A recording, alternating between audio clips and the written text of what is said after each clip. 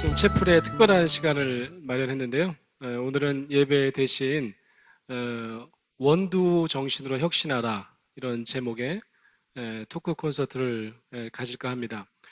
저는 진행을 맡은 권수영입니다. 동영상 보시고 어떤 마음이 드셨어요? 이제는 그 우리 원두 신학관이 그 언더우드 선교사님의 한글 이름이라는 거 다 아시죠? 커피 원두가 아니라 여기 동영상에도 나왔듯이 정말 여기 여러 번 나오는 대사 중에 조선인보다 더 사랑한, 죽기까지 조선을 사랑한 우리 선교사님, 그리고 선교사님 지금 그 여러 세대를 거쳐서 지금 우리 연세를 위해서 베풀고 계시다는 그런 동영상이었습니다. 저는 이 동영상 보면서 그런 생각을 했어요. 우리 원두 선교사님이 굉장히 혁신적인 생각을 가지신 분이다. 원두 선교사님이 만약 그냥 골방에서 기도만 했다면 우리가 여기 있을 수 있을까? 우리나라가 지금 같은 은총의 땅이 될 수 있을까? 원두 선교사님이 그냥 교회만 개척했다면 오늘의 우리 한국 땅이 가능할까? 원두 선교사님이 교육 사업, 의학 교육, 전국을 돌아다니면서 고아원을 만드시고 섬겼던 그 혁신적인 생각들이 아마 지금 우리 연세를 가능하게 했고 우리 한국교회를 가능하게 했다. 또 한국 사회를 이만큼 발전하는 그런 나라로 만들지 않았나 싶어요. 근데 좀 안타까운 사실은 그 제가 이제 기독교 대학이잖아요, 저희가. 그래서 요즘에는 잘 못 가르치는데 모든 1학년 학생들이 1학년 들어오면 기독교 이해 과목을 배웁니다. 그죠? 그래서 다 알고 와요. 기독교 대학인 걸. 근데 공부를 잘해서 제가 정말 기독교인이기 때문에 연세대학교 들어온 아이들이 점점 줄어드는 거죠. 그래서 예전에 제가 물어봤어요. 손 들어보라고. 기독교인 손 들어보라 그러면 한 절반쯤 손 들었거든요.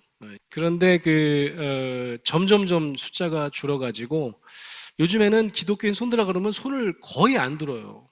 그 분명히 예수 믿는 아이들이 있는데 손을 못 듭니다. 그 이유가 뭘까요? 너무 창피해 하는 거예요. 교회 다니는 것 자체가 교회 다닌다고 손 들었다가는 옆에 애들이 깜짝 놀라는 거죠. 대박, 너 교회 다녀? 왜 다녀? 미친 거 아니야? 뭐 이런 분위기잖아요. 그만큼 교회가 청년들을 잃어버렸다는 얘기죠. 더 이상 교회가 우리 청년을 케어하지 않는다. 그런 생각들이 만연해 있는 것 같아요. 참 안타까운 일입니다. 아마 원두 선교사님이 계셨다면 정말 통곡하실 일 아닐까 싶어요. 심지어는 우리 신과대학에 다니는 우리 재학생들 중에도 교회 출석을 이렇게 꼭 해야 돼요? 교회 출석을 안 하는 분도 있어요. 아마 이게 누구 잘못인지는 잘 모르겠는데 아마 그만큼 교회가 우리 청년들의 상황, 청년들이 점점 요즘 청년들을 한마디로 얘기하면 다 포기해서 포기할 것만 남은 M4 세대라는 말을 쓸 정도로. 그런데 그나마 청년들이 있는 교회에 가보면 굉장히 청년들의 미래에 대한 관심이 많습니다. 취업이 안 돼서 뭐든지 해보려고 하는 그런 청년들의 마음을 잘 읽고 그들을 도우려고 해요. 그래서 제가 그런 교회를 몇 군데 가봤어요. 제가 이제 상담 코칭을 공부하니까 진로 코칭도 좀 해달라고 자기 청년들. 그래서 혹시 창업할 수 있도록 도와줄 수 있겠냐 이런 일들을. 여기 계신 멘토 중에서도 그런 분이 계세요. 그 교회에서 불려가가지고. 근데 교회에서 그런 일을 하기 굉장히 어려워요. 전문가들이 교회로 모여들기는 참 쉽지 않습니다. 그래서 우리 연세대학교가 특히 우리 신과대학과 연합신학당 우리 공동체가 우리 한국교회와 우리 청년들을 이렇게 이어줄 수 있는 브리지 역할을 할 수 있는 그런 플랫폼이 되면 좋겠다 그런 생각을 가지고 저희가 뭔가를 준비하는데 오늘 토크 콘서트를 준비한 이유는 이 프로젝트를 여러분이 잘 우리 공동체에서 일어나는 일이니까 잘 이해하시고 관심도 가지시고 여러분이 또 참여도 하시고 또 기도도 해주셨으면 좋겠다 이런 생각을 가지고 오늘 토크 콘서트를 준비하게 됐어요. 오늘 토크 콘서트에 패널들이 5분이 오셨는데 먼저 박수로 이 앞자리를 모시겠습니다. 박수 한번 크게 부탁드리겠습니다. 어떤 분이 오셨는지 한번 명단을 한번 보여주시겠어요? 한 분 한 분씩 제가 소개를 하는 것보다 제가 그냥 여쭤볼게요. 한 분 한 분씩 여기 왜 오셨는지. 첫 번째 제 옆에 계신 분을 제가 소개할 텐데요. 우리 김도영 대표님이신데요. 여러분 혹시 들어보셨을지 모르겠어요. 저는 좀 이제 아는 척 해보자면 CSR이라는 게 뭐의 약자냐면 Corporate Social Responsibility. 그래서 이제 기업의 사회적 책임 이런 뜻인데 이 CSR에 종사하는 종사자들이 한 500여 명이 기업에서 사회적 공헌을 담당하는 분들 500명이 모여 있는 그 단체가 있는데 거기에 대표 역할을 하시고 또 CTS에서 방송도 진행하시는 그런 김도영 대표님 모셨어요. 제가 첫 번째는 CSR 아는 척 했는데 제가 뭐 제목만 얘기한 거니까 도대체 CSR이 뭔지 잠깐 소개를 해주시면 어떨까요? 김도영 대표님 박수로 받겠습니다. CSR 금방 교수님께서 학장님께서 말씀하신 것처럼 Corporate Social Responsibility, 즉 기업 사회적 책임 약자고요. 기업의 사회공헌 활동도 여기에 포함되어 있습니다. 이렇게 말씀드린 것은 기업의 아이덴티티가 뭐냐? 기업의 아이덴티티는 적법한 범위 내에서 이윤을 많이 창출하는 것이 고전적인 아이덴티티였어요. 근데 최근에 그 개념이 확장되기 시작합니다. 돈 버는 것 외에도 기업이 속한 지역사회를 위한 다양한 활동들을 해주는 것, 지역사회를 위해서 하는 것, 이런 것들이 포함이 됩니다. 이게 이제 기업의 사회적 책임인데요. 거기에는 이제 적법하게 하는 것, 가버넌스, 또 환경적인 것, 노사, 또는 뭐 동반 성장, 또 지역 사회를 위한 사회공헌 활동, 이런 것들이 다 포함됩니다. 왜 이런 말씀을 드리냐면은 최근에 기업의 역할, 특히 사회공헌 역할, 사회적 책임 역할이 혁신되고 있습니다. 아시다시피 그동안의 기업의 사회공헌은 돈 번 거, 남는 걸 가지고 불쌍한 사람 도와주는 것 정도로 생각하고 있었는데요. 최근에는 그것을 넘어서서 우리 사회 문제가 해결될 수 있도록 하는 혁신적인 모델이 뭐냐, 방법이 뭐냐, 그것을 위해서 기업이 할 수 있는 것이 무엇이냐를 고민하기 시작했습니다. 그러다 보니까는 최근의 트렌드는요, 이렇게 변하고 있어요. 어떻게 변하냐면은 불쌍한 사람을 위해서 돈을 내놓고 먹을 것을 주는 것에서 사회 문제 해결을 하기 위해서 노력하시는 에이전트, 이런 분을 체인지 메이커라고 하시잖아요. 또는 사회적 기업가, 사회적 혁신가라고 얘기를 하는데, 이분들을 너처링 하고 육성해주고 지원해줘서 사회 문제를 잘 해결할 수 있도록 도와주는 쪽으로 지금 변화하고 있습니다. 대표적인 사례가 현대 아산 재단이 있고요. 그다음에 SK그룹이 그런 일들을 하고 있습니다. 최근에 지난달에 연세대에서 그 행사 있었습니다. 약 70억 원이 넘는 돈으로 사회 혁신가들을 SK에서 지원해주는 그 세리머니를 했었죠. 매년 하고 있고요. 또 최근에는 작년 말이군요. 100억 원으로 연세대에서 사회 혁신가를 육성하시는 연세대 사업에 같이 동참하는 것도 SK에서 하고 있습니다. 이런 사례들은 이렇게 사회 혁신을 위한 어떤 에이전트들을 지원하는 것이 기업으로서 굉장히 중요한 일이다, 이렇게 생각하는 변화인 것 같습니다. 저도 크리스찬이고요. 크리스찬 관점에서 봤을 때 성경적인 기업가의 모습은 나를 위해서 이윤을 많이 축적하는 것이 아니고 자신이 축복의 통로가 되는 것이라고 저는 이해를 하고 있습니다. 비즈니스 모델을 만들어서 그 모델을 통해서 많은 재원들이 들어오면 그 재원들이 자기를 통해서 필요한 곳으로 나눠질 수 있도록 하는 통로, 이런 통로라고 한다면은 적절한 곳에 그 통로 역할을 하는 것이 굉장히 중요하다는 생각이 들고요.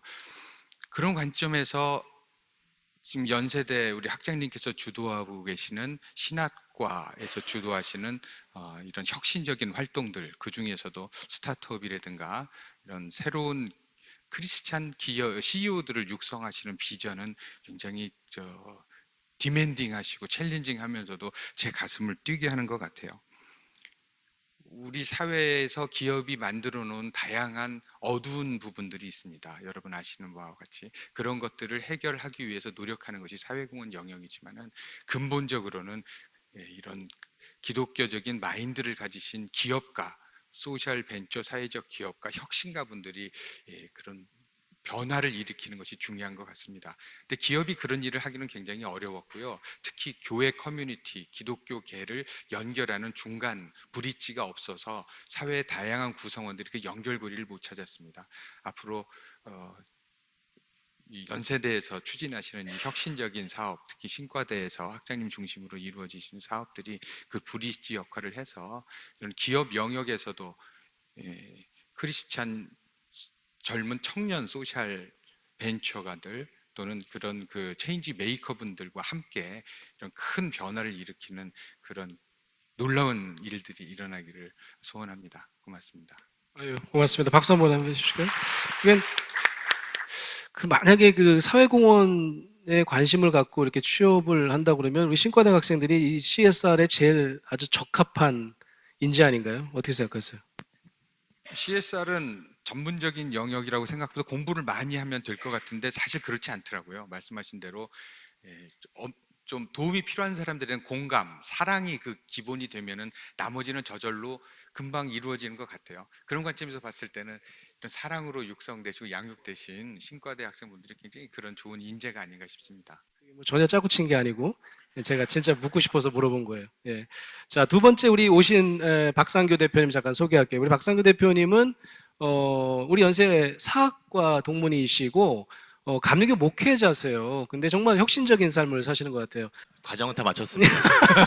그러니까 흔히 얘기하는 전통적인 목회가 아니라 다양한 목회를 하셨고 지금은 이제 교육 사업을 하고 계신데 잠깐 소개해 주실까요? 어떤 계기로 그렇게 하시게 되신 거죠?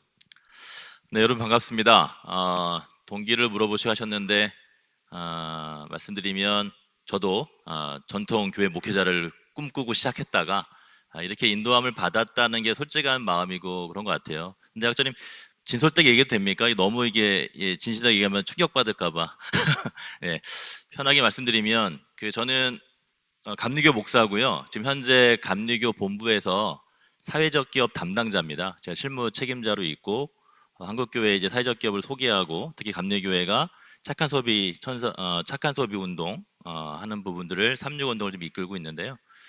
제가 한 대형교회 부목사로 있었습니다. 근데 그때 사회적 기업을 알게 됐고 교회에서 사회적 기업 해야 됩니다라고 했다가 제가 잘렸습니다. 이거는 뭐 그때는 상당히 충격이었지만 지금은 그래서 목사도 잘리더라고요. 이런 시대를 살면서 되게 힘들었었는데 그런데 그게 저한테는 하나의 또 동기가 되었고 결론적으로는 제가 이렇게 창업을 해서 지금 이제 아카데미 라운지라고 하는 교육 사업의 지금 공동 대표를 맡고 있습니다.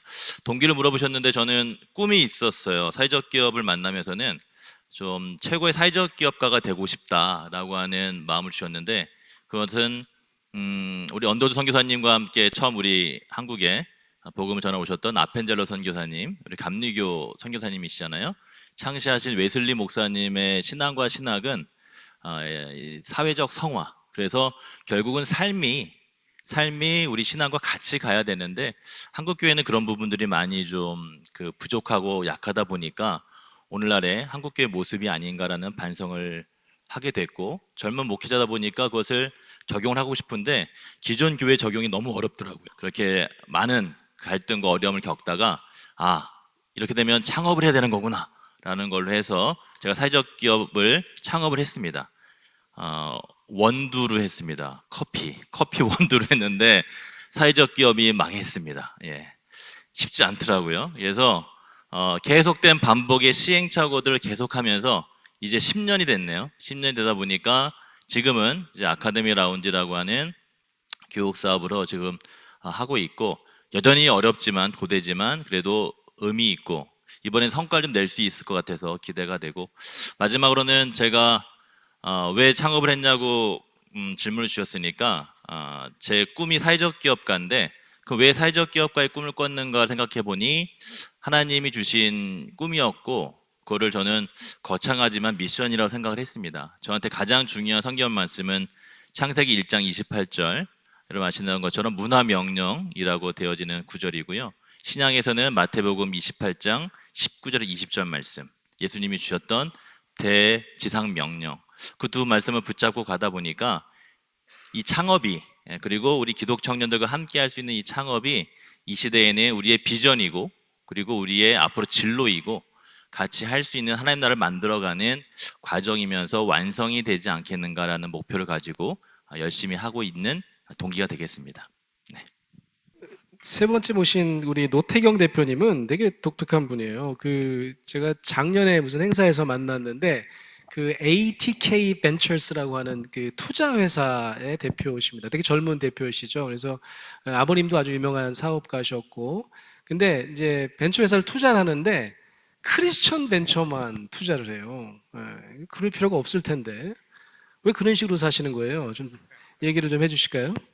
예. 노태경 대표 박수로 한번 맞겠습니다. 네, 반갑습니다, 여러분. 소개를 좀 격하게 해주셔서.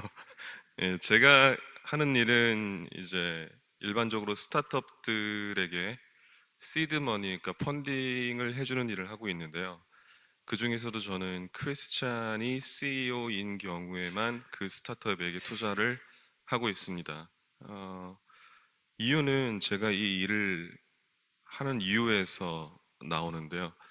어, 투자를 받아서 어떠한 이 크리스찬 스타트업이 잘 성장을 해서 나중에 자리를 잡고 잘 굴러가고 큰 축복을 받아서 이제 운영이 잘 되어 갈 때 이윤만 챙기는 기업이 아니라 교회나 목회자님들이나 선교사님들이 하는 하나님 말씀을 전하고 복음을 전파하는 기업들로, 그러한 선교를 앞장서서 하는 기업들로 되어 나가길 바라는 마음에서 제가 이러한 스타트업에게 투자를 하는 일을 하고 있는데요. 그렇기 때문에 크리스천이 아닌 경우에는 제가 투자를 한다 해도 나중에 그 기업이 크리스천 기업이 될지 안 될지에 대한 그 퍼센티지가 불분명하기 때문에 일단은 크리스천 스타트업만 제가 다루곤 있으나, 크리스천이 아니신 분도 와서 찾아오시면 제가 안 도와드리는 게 아닙니다. 돌아가 주세요, 저는 크리스찬 분들만 섬깁니다가 아니라 전도 차원에서 제가 해드릴 수 있는 건 다 해드립니다. 하나에서 열까지 다 해드리고 투자 유치만 다른 분께 연계를 해드리고 있어요. 그래서 저는 그 과정에서 어떠한 이윤도 챙기지는 않고요. 전도 차원에서 대신에 그런 와중에 전도가 돼서 제가 진행을 했던 경우도 없지 않아 있습니다. 그래서 그런 이유에서 그렇게 하고요. 제가 가지고 있는 어떠한 사역의 바운더리라고 볼 수 있겠습니다. 교회와 이제 어떤 면에서 기업을 좀 연결하시는 그런 역할을 하셨던 것 같은데 효과가 제일 뭐 컸던 거 하나만 소개해 주시면 어떤 게 있을까요? 네, 뭐 해외에서 이제 유명한 크리스찬 이제 그런 기업이 있다라고 하면 삼성전자가 대략 한 9만 정도의 직원이 있습니다. 엄청나게 큰 회사인데 9만 명이고요. 미국에서 12만 명의 직원을 데리고 있는 그 식품 회사가 있는데요. 그 회사의 본사에 가면 어마어마하게 크겠죠. 삼성전자는 강남역 사거리 서초 사옥에 있으니까 그 상상을 해보면 그 회사 정문에 들어가서 로비에 들어서면 벽에 크게 써 있어요. 우리는 하나님께 영광을 돌리기 위해 존재한다라고 써 있습니다. 그 회사는 그 상장 회사고요. 그럼에도 불구하고 하나님의 회사로서의 아이덴티티를 확실하게 보여주고 있고요. 제가 이런 회사를 지금 말씀드린 이유는 그 회사에는 200명의 목사님들이 사목으로 계세요. 예, 전부 다 정규직이고요. 하시는 일은 그 9만 명의 직원들을 섬겨주시면서 전도도 하고 상담도 해주면서 그 9만 명의 직원들을 하나님 앞으로 인도하는 역할들을 하는 목사님들을, 채플린들을 200명을 모시고 계시거든요. 그런 게 하나의 예라고 볼 수 있겠습니다. 예, 박수 한번 크게 한번 해주세요. 아유, 예, 정말 하나님 나라를 크게 확장하시는데 크게 쓰임 받는 우리 대표님이십니다.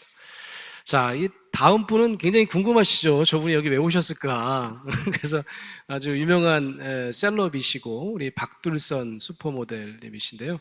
뭐 다양한 활동하시고 또 모델학과 뭐 여러 대학에서 강의도 하시는데 제가 오늘 모신 이유는 기독교인 셀럽으로 사시면서 우리 박둘선 선생님이 창업에 실제로 뛰어든 적이 있어요, 그죠? 사업을 했어요. 근데 이제 DS말이라고 해서 제가 주얼리 사업을 시작했었거든요.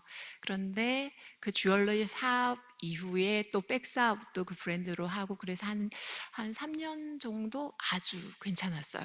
그리고 한 2년 정도 아주 힘들었거든요. 지금 현재는 하고 있지 않습니다. 그런데 이제 제가 셀럽으로서 그리고 제가 가지고 있는 어떤 다른 사람들보다 직업상 사업을 했을 때 성공 확률이 높은 많은 분들이 있어요. 그래서 저 같은 경우에 여러분들은 저보다 훨씬 머리가 좋으시잖아요.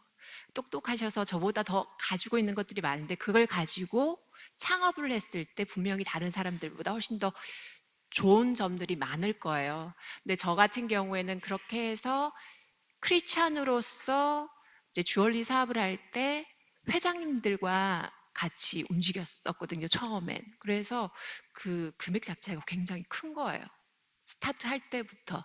그리고 이제 노태경 대표님을 그때 만났더라면 제가 조금 꾸준하게 계속 사업가로 성공했을 수 있으나 그때 당시에 제가 이제 워낙에 모델로 잘 나가고 그리고 본인이 가지고 있는 것들이 많다 보니까 마인드 조절하기가 어려웠던 것 같아요. 크리스찬으로서.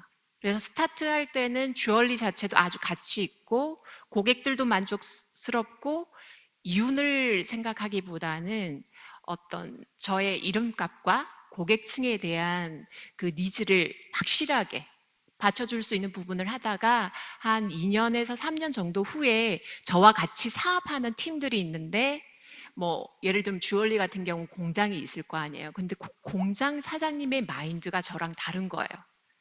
그 타이밍에 그 공장 사장님과의 마인드 조절을 할 때 제가 가지고 있던 아이덴티티, 크리스찬으로서 그걸 잃어버리기 시작했어요. 왜냐하면 그들의 이윤도 제가 책임져줘야 된다는 생각이 있었거든요. 그래서 그걸 시작하면서 점점점 제가 이제 어떻게 크리스찬들끼리 이야기하면 세상에 많은 것들을 내줘야 되는 어떤 형태가 있었는데 차라리 제가 기독교인이 아니고 크리스찬 마인드가 없었다면 그냥 탁 내주고 저도 이윤을 챙겼으면 사실 사업가로서는 성공했을 수 있죠. 그런데 그거에 대한 제가 완벽한 정리, 온전한 어떤 크리스찬으로서 기업인이 가져야 될 마인드가 정리가 안 되다 보니까 연예인이니까 사업가 마인드가 부족한 거예요. 그래서 사업가를 잘 만나야 된다는 생각을 결론 짓고 정리를 했어요. 사업적인 부분을. 그런데 지금도 저는 여러분들하고 마찬가지 창업을 꿈꿔요. 왜냐하면 저는 꿈이 많고 제가 하고 싶은 것들이 많고 제가 가지고 있는 주님이 주신 마인드가 뭐냐면 제가 가지고 있는 것들을 통해서 다른 사람들과 나눌 때 그 모든 것들이 큰 것뿐만 아니라 작은 것들 그 나눌 때 사실은 그게 선교고 전도라고 생각하거든요.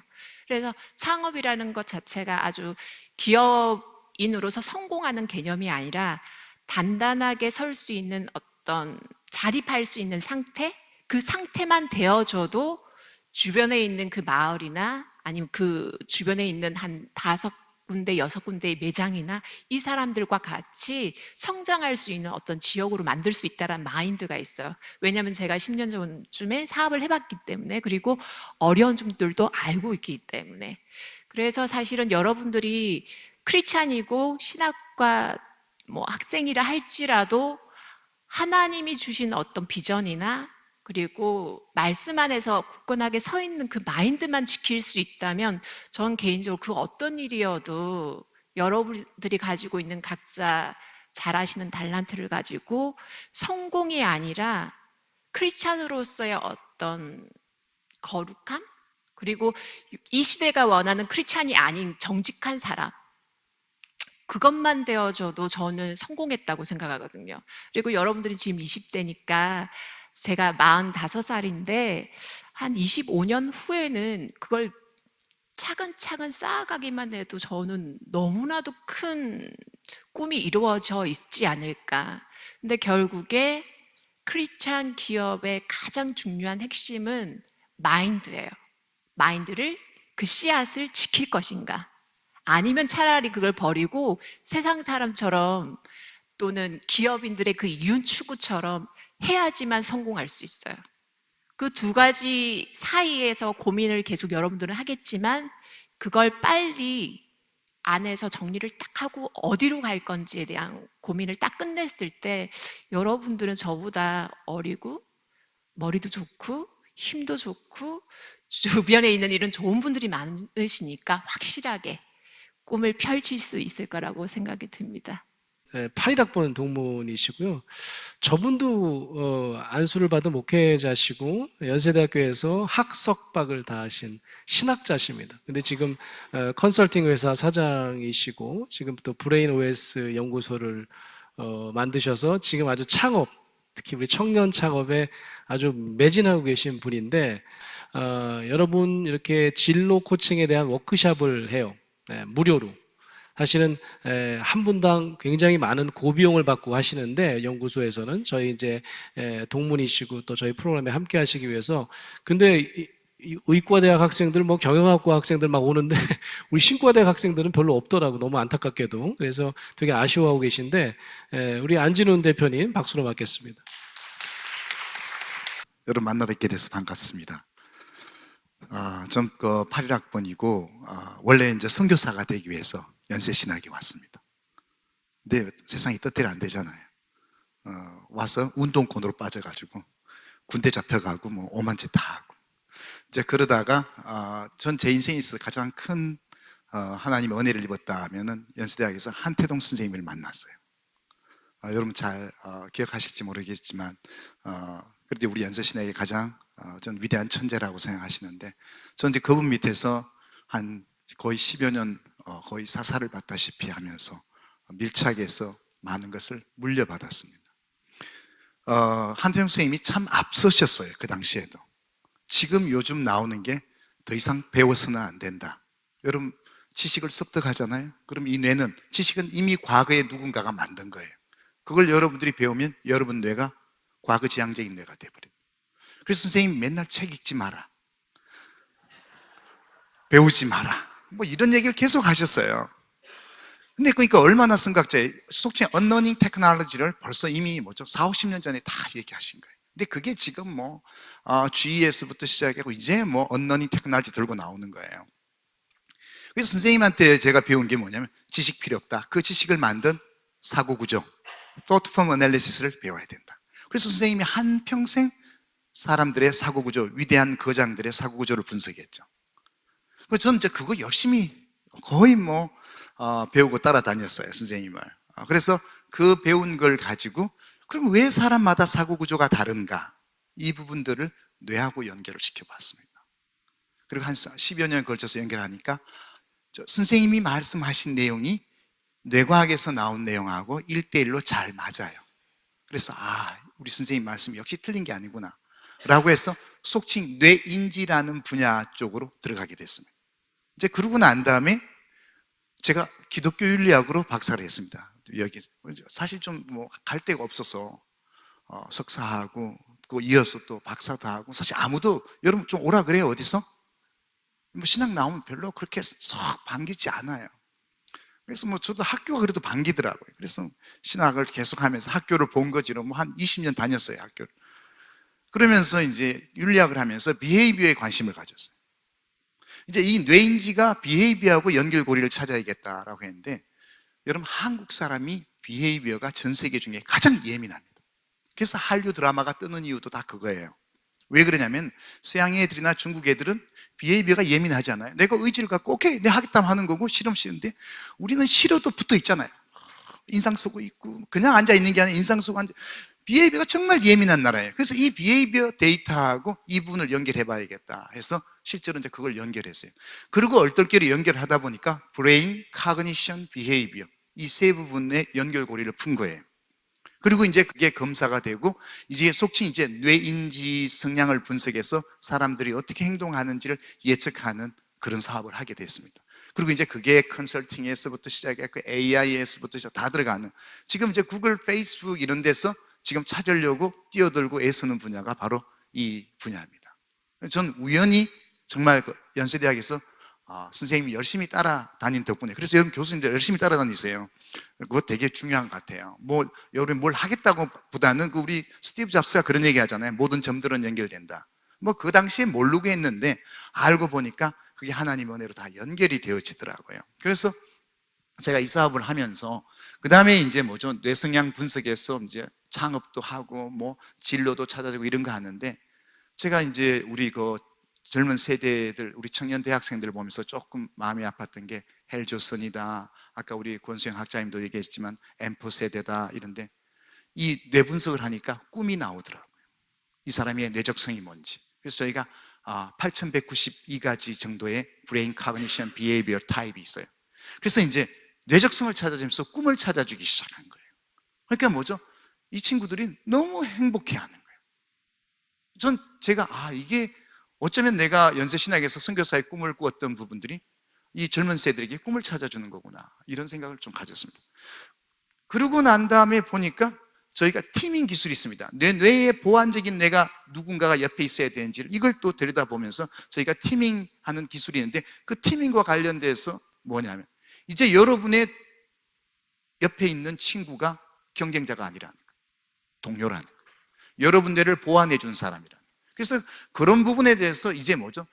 내 옆에 있는 친구들을 새로운 앵글에서 볼 수 있고 우리가 같이 화합할 수 있고 조화를 이룰 수 있고 어쩌면 이분이 아니면 내가 될 수 없다, 내가 성공할 수 없다라는 그런 정도로까지 가는, 그래서 공동창업에 눈을 뜨게 됐고 이 공동창업이 기독교 정신에 입각해서 사회적 기업 공동창업으로 갔으면 좋겠다라는 부분들이 권수영 학장님의 뜻과 맞아서 제가 이거를 좀 도와드리고 우리 연세신학이 이 부분에 중심이 있어야겠다, 21세기 새로운 목회의 패러다임을 제시해야겠다, 이런 맥락에서 저도 오늘 이 자리에 서게 됐습니다.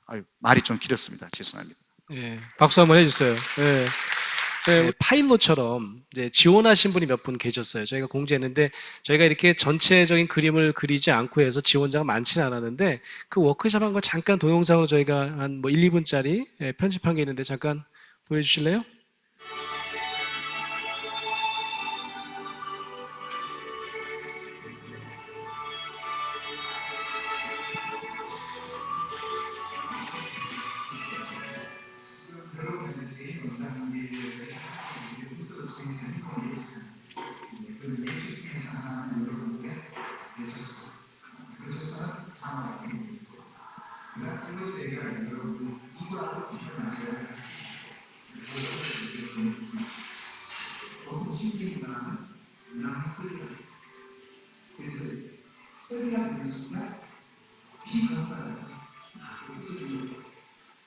들어가기 전에는 어떤 기대와 호시를 들어가잖아요. 저도 그랬습니다. 근데 들어가기 전에 이제 우리 팀의 일부러 간단하게 우리 인지 정한 검사를 하고 탄생했는데 안재현 박사님이 아주 짧은 시간에 저희에 대해서 핵심적인 단어를 잘 이야기해 주셨어요. 그래서 제가 그렇지 라고 생각하고 나의 기대와 호심이 조금 더 전복됐어요. 나뿐만 아니라 우리 같이 모인 저희 팀도 됐던 것 같아요. 그래서 내가 할 수 있는 일에 대해서는 좀 더 마음이 열리고 또 상대방이 도와주는 데 대한 기대가 조금 더 많이 생겨서 호심이 더 많이 생기고 있습니다. 그리고 다시 부담이 좀 많이 없어졌어요. 그리고 그 팀을 좀 더 활발하게 잘하고 있다는 점을 경험하고 있습니다. 안녕하세요. 17학번 이찬호입니다. 저는 저희 팀을 대표해서 이제부터 저희가 구성한 기독 청년 창업 프로젝트를 소개하겠습니다. 신학은 삶을 공부하는 학문이라고 생각합니다. 저희는 신학 공부를 하며 느꼈던 삶과 인생에 대한 이야기들을 주제로 사람들에게 이야기를 나눠줄 수 있는 플랫폼을 만들려고 합니다. 현대인은 어떤 삶을 살아가는 와중에도 항상 삶의 분출에 있습니다. 인생을 어떻게 사는 것이 좋을지, 삶은 무엇인지와 같은 고민들을 사진, 글, 영상과 같은 매체들을 통해 고민을 공유하고 전달할 수 있는 공간을 만든 것입니다. 책에서, 영화에서, 그리고 우리의 경험에서 우리가 아이디어를 얻을 수 있는 모든 곳에서 얻어낸 생각들로 콘텐츠를 제작하고 공유할 것입니다. 언제 어디서든 다양한 기기에서 살펴볼 수 있는 인문학적 감정들, 삶에 대한 이야기를 공유하는, 나아가서 쉬어가고 삶의 나침반이 될 수 있는 플랫폼을 만들 것입니다. 이상입니다. 안녕하세요. 사회적 기업이라는 목표를 나는 만화팀입니다. 저는 발표자 강미나입니다. 저희가 만화팀이라는 이름을 짓게 된 계기부터 말씀드리도록 하겠습니다. 맘마, 유튜브 가능하지 않을까 싶은데요. 엄마들의 마음입니다. 저희가 모두 여성으로 구성되어 있다 보니 여자에 대한 복지로 같이 실현을 하는 사회적 기업이 어떨까라는 생각을 하게 되었습니다. 이러한 생각을 통해서 저희가 가장 먼저 한 것은 팀빌딩, 그 다음에 어떠한 문제들이 있을지 발견해보는 정책 방향에 대해 확인해보는 작업, 그리고 성공 사례와 실패 사례를 확인해 보았고요. 이런 아이템 회의를 카톡과 오프라인을 통해서 지속적으로 했습니다. 그러다 보니 워킹맘에 대한 국제적 정책에 대한 방향이 점점점 구체화되었는데요. 가장 많이 나온 얘기가 사실 도시락 부분이었습니다. 하지만 저희에 대한 강점은 음식을 만드는 부분이 아니어서 아직 그 부분은 고려 상태이지만 워킹맘이라는 복지 정책을 지향하고자 아이템 발표를 하고 있습니다.